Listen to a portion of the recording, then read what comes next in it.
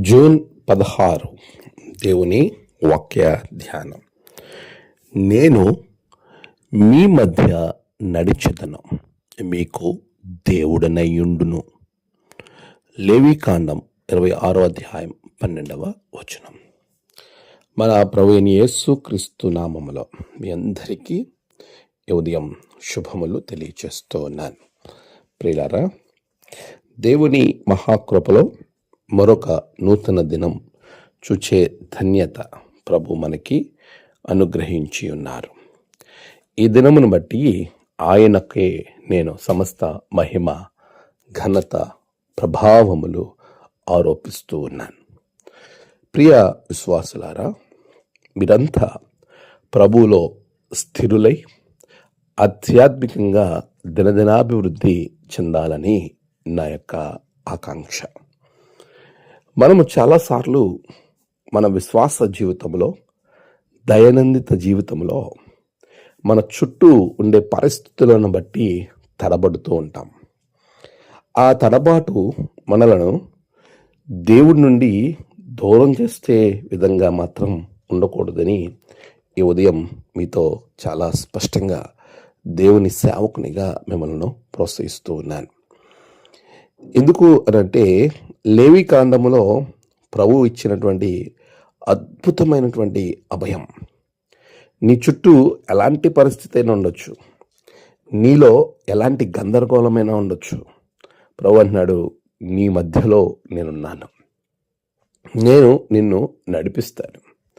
మనల్ని నడిపించే నావికుడు, గొప్ప దేవుడు మన దేవుడు. అంతేకాదు, ఆయన అంటున్న మాట, నేను మీ మధ్య నడిచెదను, మీకు దేవుడినై ఉందును. ఇంతకన్నా ఒక గొప్ప ఆశీర్వాదం ఏం కావాలి? యెహోవా తమకు దేవుడుగా గల జనులు ధన్యులు అని వాక్యం చెప్తూ ఉండగా, మనము ఆయనను దేవుడిగా అనుకోవడం కంటే ఆయన అంటున్నాడు, నేను మీకు దేవుడిగా ఉంటాను అని. ఇది చాలా శ్రేష్టమైన దీవెనండి.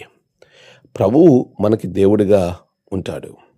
అంతేకాదు, ఆయన మన మధ్య నడవడానికి ఇష్టపడుతున్నాడు. ఇశ్రాయేలు ప్రజల ముందు మోషే నడిచాడు. అయితే అక్కడ అంటాడు, మోషే కంటే ముందుగా ఆయన సన్నిధి నడిచింది.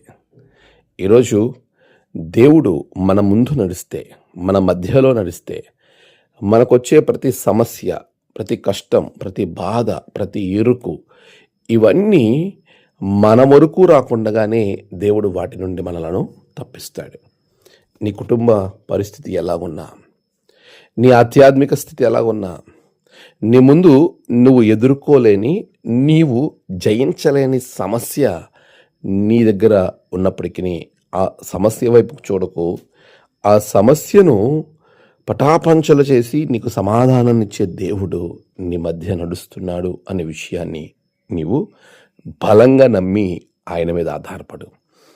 ఆయనే నీకు దేవుడు, నీ దేవుడు నీ ముందున్నాడు. భయపడకు, దిగులు చెందకు.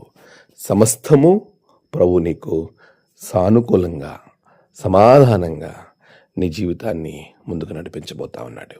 అట్టి దీవెన, ఆశీర్వాదం ప్రభు మీకు దయచేయునుగాక. ఆమేన్. ప్రార్థన. సర్వశక్తిమంతుడా, గొప్ప దేవా, నీకు వందనాలు.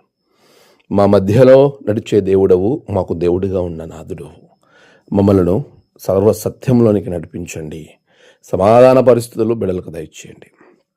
దేవా, నేడు జన్మదినము, వివాహ దినము, ఆయా ప్రత్యేక దినములు జరుపుకున్న బిడ్డలను బహుగా దీవించండి. తమ ప్రియులను కోల్పోయిన వారి కుటుంబాలలో నెమ్మది, ఆదరణ అనుగ్రహించండి. మా దేవా, ఈరోజు ఏ పనులలో అయితే బిడ్డలు ఉంటున్నారో ఆ పనులన్నిటిలో జయము బిడ్డలకు దయచేయండి.